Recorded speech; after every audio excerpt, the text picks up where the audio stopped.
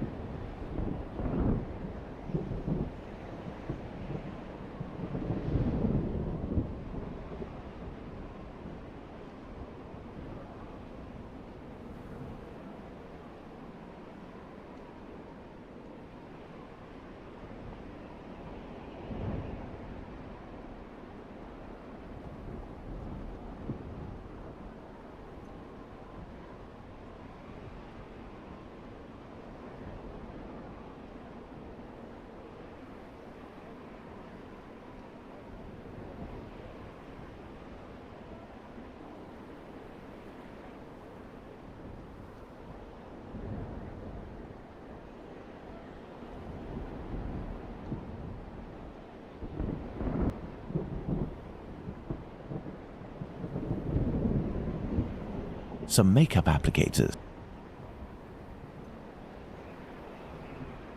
Someone made up this corpse. The lips have been colored and the rings around the eyes carefully camouflaged.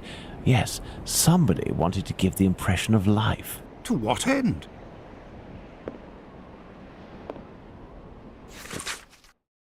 Amusing. This old photo shows a young man dressed after the fashion of an employee in front of a shop. The man in the photo, taken in 1883, and the one on Prince Raskolnikov's leaflet are one and the same, and no more a prince or a Russian than you or I, Watson.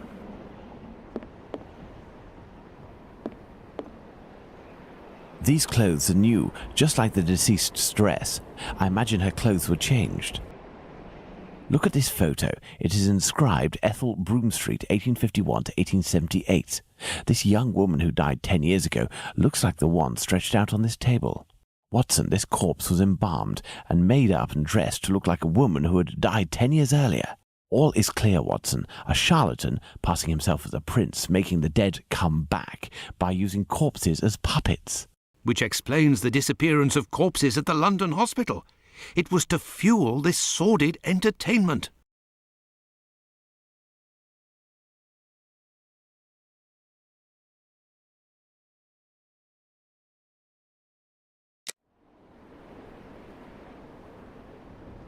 This may come in handy.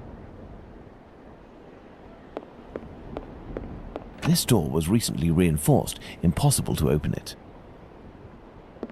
This cheap jewel must be an accessory of some sort.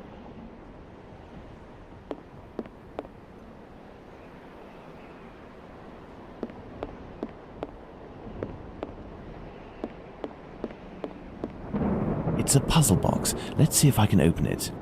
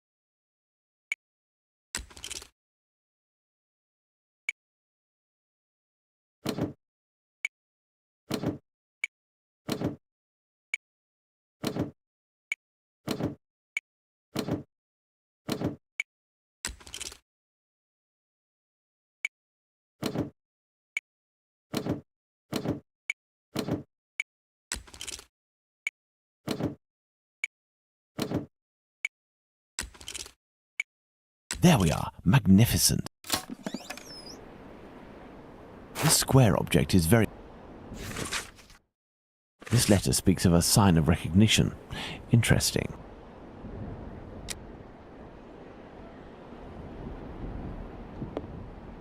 Holmes, I hear a cab stopping in the courtyard. Someone's coming. It is probably the dealers, Watson, but instead of running, what if we were to meet them, if we managed to win their trust? You are joking, Holmes? I'm missing some information.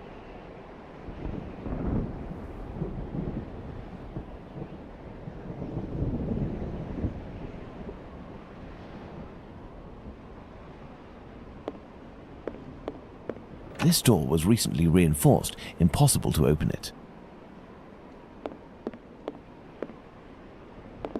These clothes are new. I'm missing some information.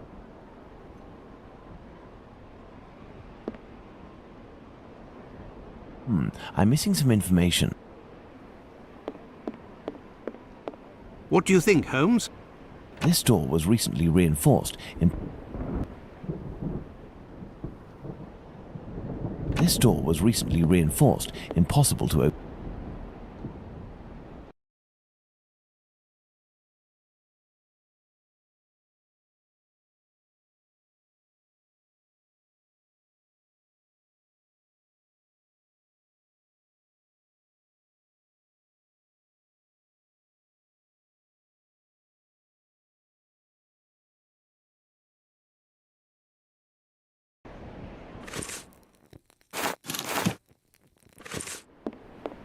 I'm missing some information.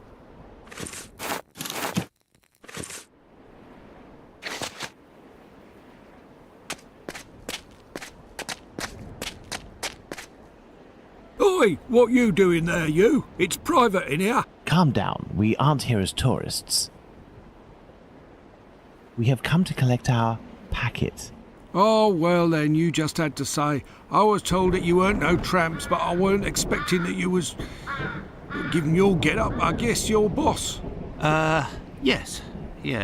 Well, the subject ain't ready yet.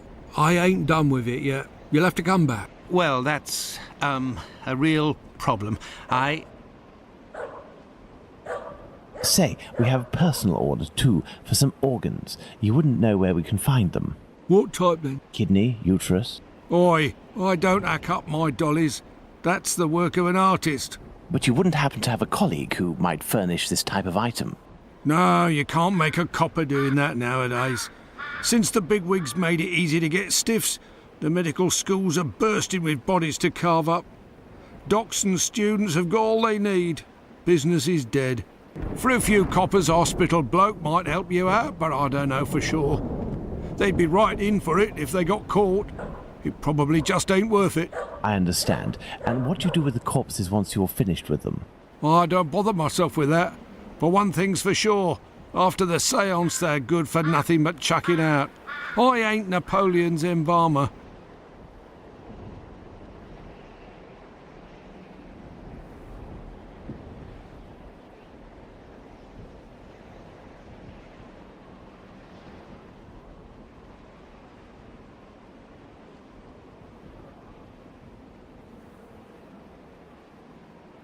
Well, if you'll excuse... You've got a funny way of talking, you. Oi, it's normal. He's a brain, you see. A thinker at that. Seize you round, old man. So, Holmes, the corpses that have disappeared from the London hospital are used during séances. Nothing to do with organ trafficking. Yes, it all suggests nothing of the kind is underway in London. In the medical world, all dealings would be visible, not to mention unnecessary. The crook we met confirmed this viewpoint. It's hard to imagine, therefore, that our Whitechapel killer perpetrated these massacres with the goal of selling the organs. What lead should we follow now, Holmes? Try to learn more about Tumblety. This squibby should give us some information, but first I must stop the journalist Tom Bulling from harming him. I hope my secret police will soon have some information on him. While we wait, Watson, I would ask you to inform your colleagues of your recent discoveries. It would be good if these morbid, ghostly spectacles stopped, and this will need to be done at the London hospital. You are right, Holmes.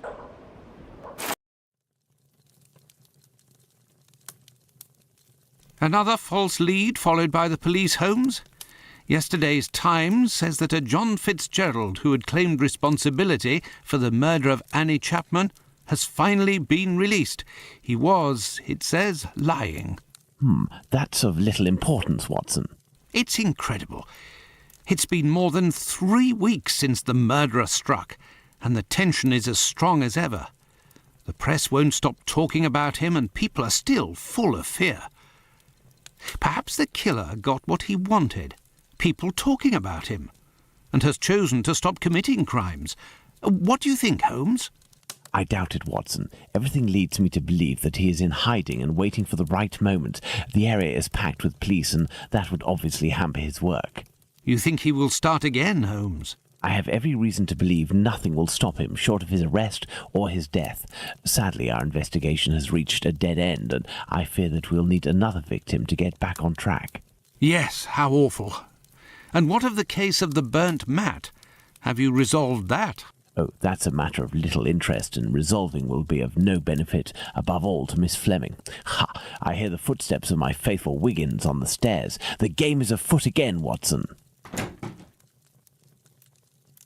Mr. Holmes, the scribbler resurfaced. At last word, Pounce saw him racing to Central News Agency where he works. Excellent, Wiggins. And still nothing on the doctor? Sorry, Mr. Holmes. He's one sleek yank, but we'll find him. Good work. Here's something for you.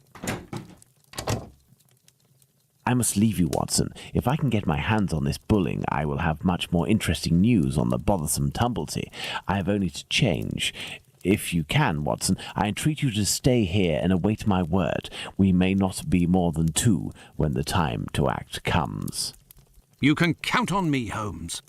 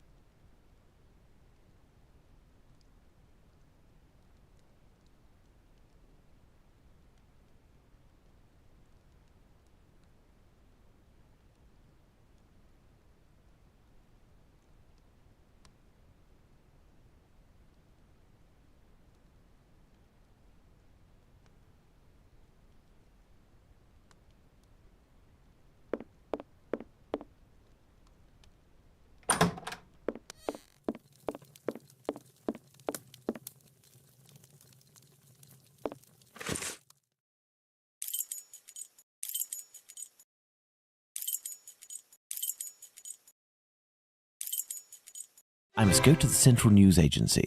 I am at the press agency where bulling works.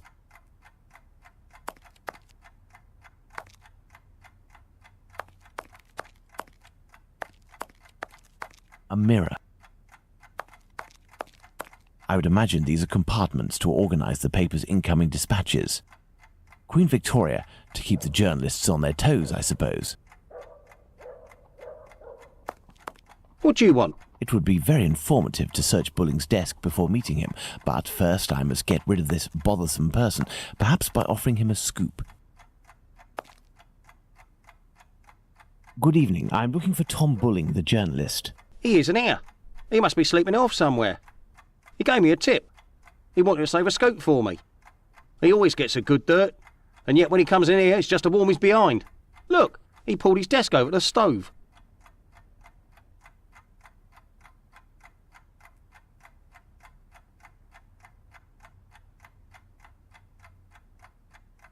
Listen, Scoop, I'm bringing it over. Only if Bulling isn't here, I'm leaving. Wait, what's this scoop? Bulling promised me a reward for info. There's a charlatan who does spiritualist seances that are a little bit special. He steals corpses from the morgue, puts makeup on them, dresses them up, and then uses them as puppets. I'll give you your dues. We'll pay you if this info is true. I'll write down the address of the hideout on the crook's leaflet, but the police will be in on this one, so you better get there in time. Understood. I'll go alone. Too bad for Bulling. Hey, you wouldn't have a little something in advance? Look on Bulling's desk.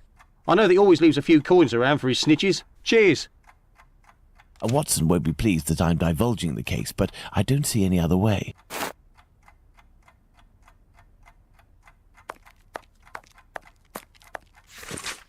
Bulling's boss, Mr. Moore, seems to be protecting the journalist. A telephone, a device that enables you to talk with anyone in London, provided the receiver has a telephone too. A telephone, a device that enables...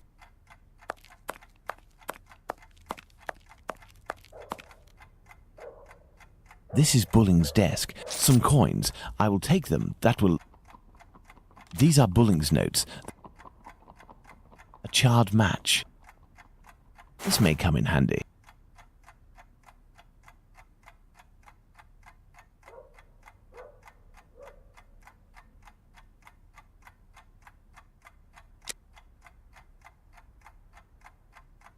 The fire has almost gone out, but the stove is still burning hot. Bulling recently used the stove. Even handwriting, yet fairly recognizable.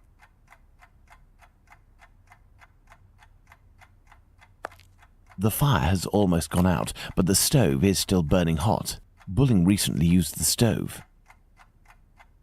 The fire has almost gone out. Bulling recently used the stove.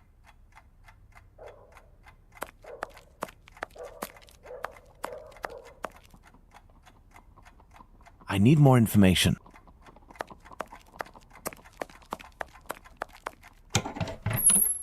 A torn piece of Curious, it looks like someone wanted to destroy this piece of blotting paper that had red ink on it. I can make out a few more letters, but backwards.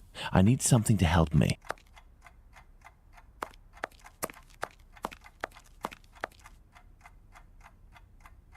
A mirror. A mirror. By putting this piece of blotting paper in front...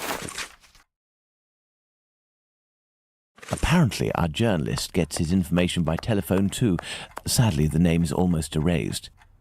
If I telephone one of Bulling's contacts...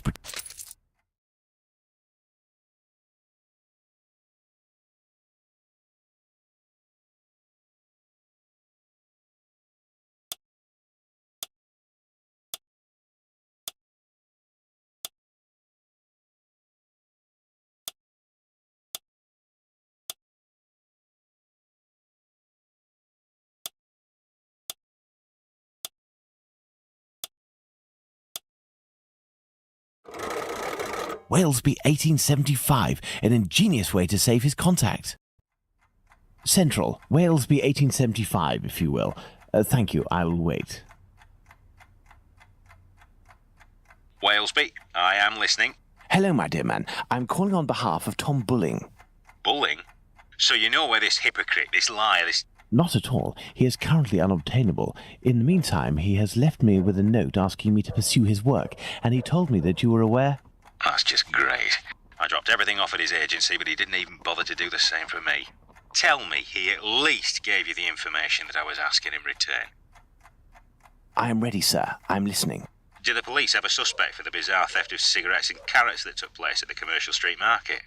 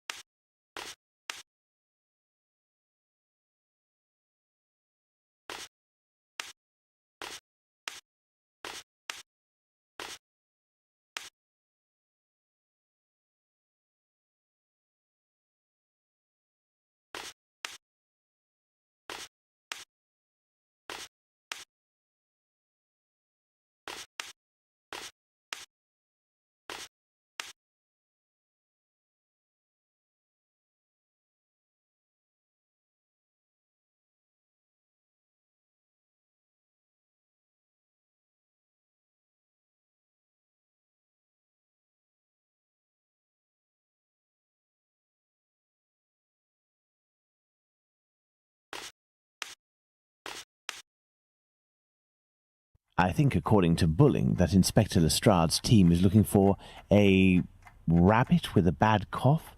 Ah, damned Bulling. One day he'll be in some serious trouble for mocking the police. And now, can you tell me, with regards to the parliamentary scandal, what did the head of the Whig Party respond to the Tories who were treating him as a great incompetent?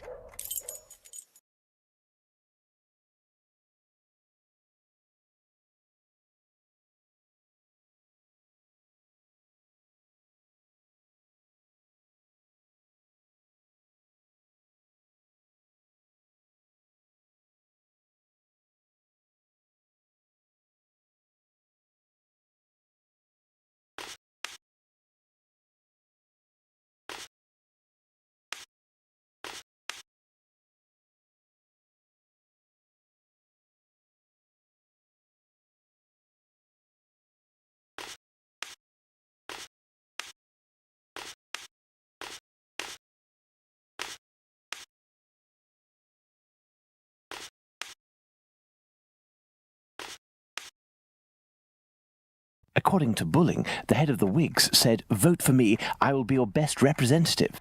Good. That'll make for a good paper. There is one last question. According to a government social study, civil servants make the best husbands. Why?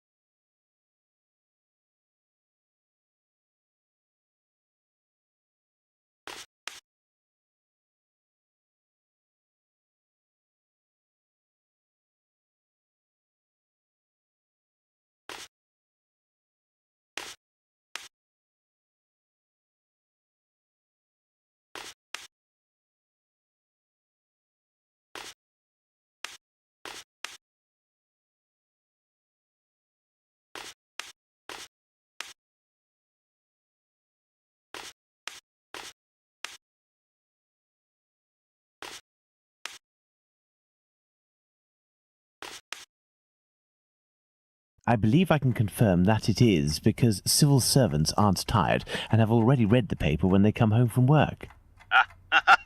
Very true. Good. It seems like Bulling has finally done his work. As everything is all in order, can you now tell me where the information is that you sent to the agency? Yes.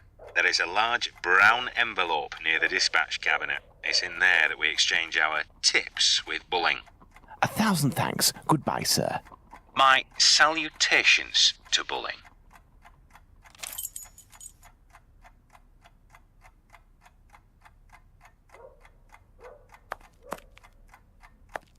There are several documents in this. I wonder why Bulling is studying this tale about Spring Hill Jack so meticulously. What does that mean? Well, a piece of information about the murders transmitted exclusively to the police without informing the press. That has piqued my curiosity. Perhaps I should go to the police station to get more information.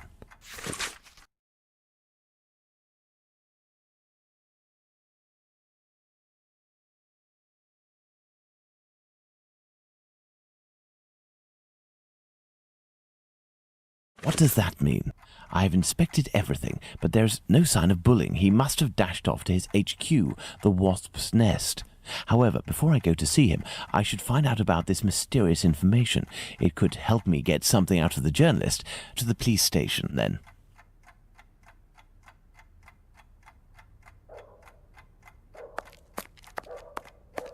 Let's go to the police station.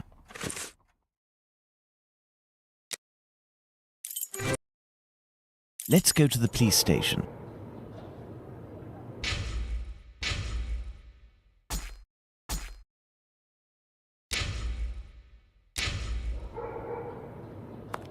Come, back again, are we? Come this way, good man. The inspector has a few questions to ask you. Here is the man, Inspector. Congratulations, Humphreys. So, my lad, one would say that you owe us a bit of an explanation for having left something with us. What is your full name and profession? Sherlock Holmes, consulting detective. Well, how about that? Mr. Holmes, can you explain this get-up? your presence in the neighbourhood despite my instructions, as well as this most opportune restitution of jewels? Firstly, I should tell you that not being under your command, I never understood what you said as an order, but rather as advice. I thought I would be wise to follow them to a certain extent. I intended to explain the stolen goods sooner or later. My presence here will allow me to fill you in on a few conclusions that...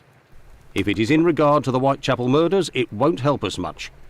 We have no doubt that we will be revealing the identity of the murderer to the people in the area in a day or two. I'm impressed, Inspector, and I offer you my sincerest congratulations. Nonetheless, you should investigate a certain doctor. Listen, Holmes, let us do our work. You've rid us of a great pain in the rear end by finding those jewels for us. It's weeks of work that you've saved us. But I think you're a little underqualified for a case like that of Jack the Ripper. Until it's over, I demand that you do not set foot in the area. Is that clear? I take note of your advice, Inspector. You mentioned Jack the Ripper. Pardon me, but you know the name of the murderer? Oh, it's from a letter that the Central News Agency sent our way. It was written by the killer. And even if it can't be proven, it must be recognised that the signature is striking. This information is confidential, and I would ask you to keep it to yourself, Holmes. Can I have a little look? Out of mere curiosity, Inspector. Then I shall disappear. In that case, I don't see any objection. Thank you so much.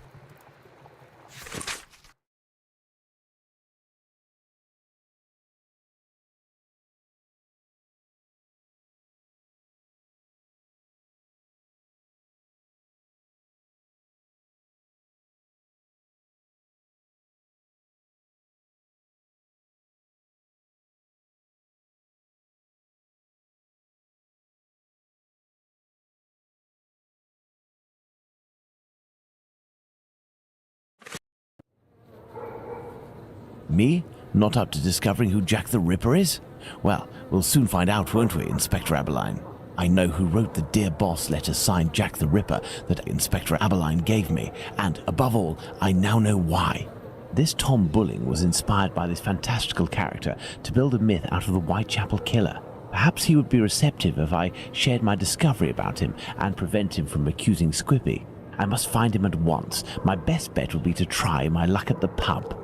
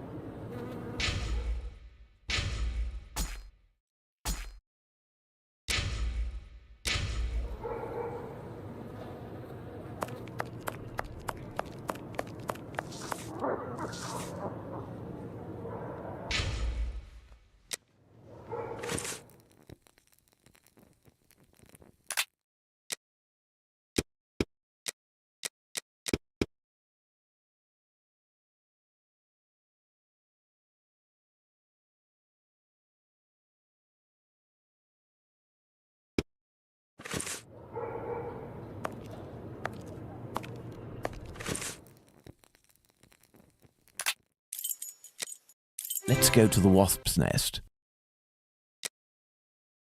Ah, Holmes, I got your message, and here I am. Perfect, Watson. That oaf Bluto is looking for us with evil intentions, and he may be hiding here. I will try to get more information inside. You, Watson, will be our lookout, and at the slightest suspicious sound, do not hesitate to call the constable on his rounds.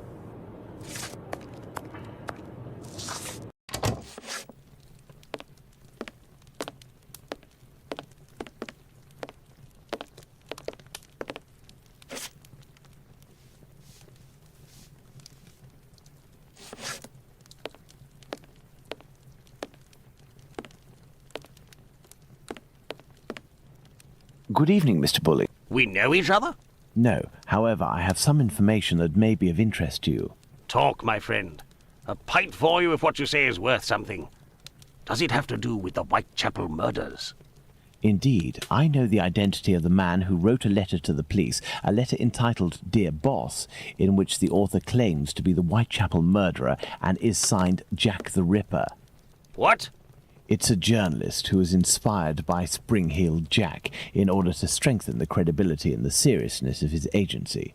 This new Jack will give him some first-hand information that he, in turn, will dole out sparingly to the authorities, as well as some carefully distilled indiscretions that the big papers will come to beg of him. He plays both sides off against one another and becomes the chief orchestrator of the rumour. He wrote this letter in this very spot, and he has red ink on his fingers. Like you. What exactly are you after, my friend?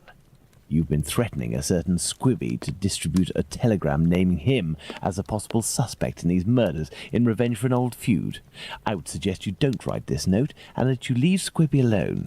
I'd forgotten about the existence of that rapscallion. I threw that at him when I was visiting the station to get the dope. You should have seen his face. You must also stop sending these letters that waste the authorities' precious time. Right, well, I don't even know what you're talking about. I have a great relationship with the Bobbies. Just ask around. I don't have to answer to nobody. Now leave me alone. Farewell, sir. Good riddance.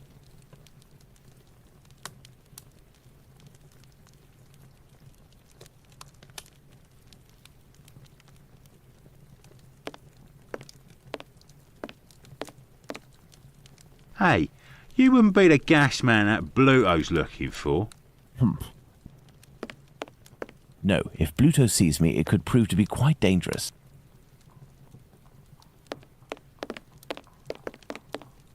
Yes, sir?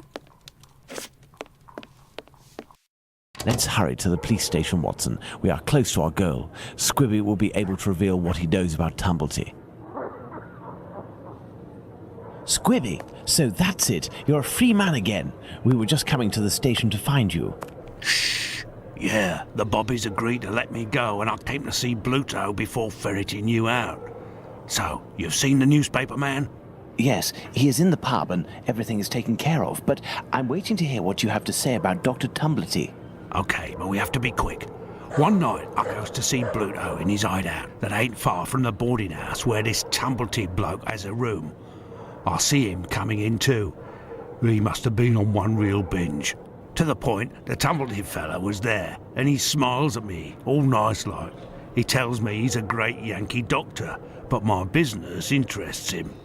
I'm interested, I tell him, but I'm not the type to just jump right in without getting to know a person, see? He invites me round to his room to talk business, just him and me. We empty a bottle or two, and all of a sudden, like, he wants to show me what he's got in this big trunk that he always carts around places. I just about vomited, see? In these jars, just like pickles, you know, there were pieces of meat. And he whispers that it's the lady bits of some old dames. He called them peckymins. I call them love killers, I would. Yuck! After that, he starts to go on about rich folk. They ain't nothing but dogs, and I won't tell you the worst of it.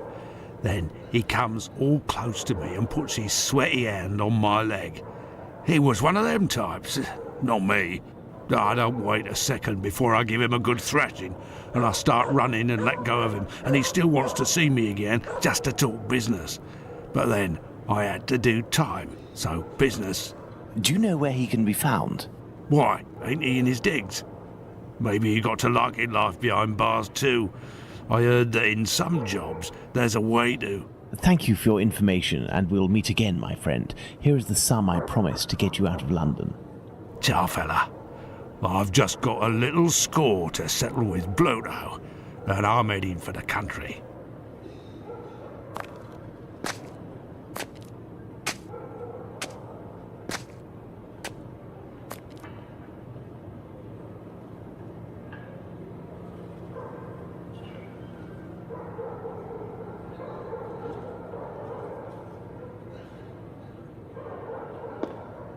Lipsky!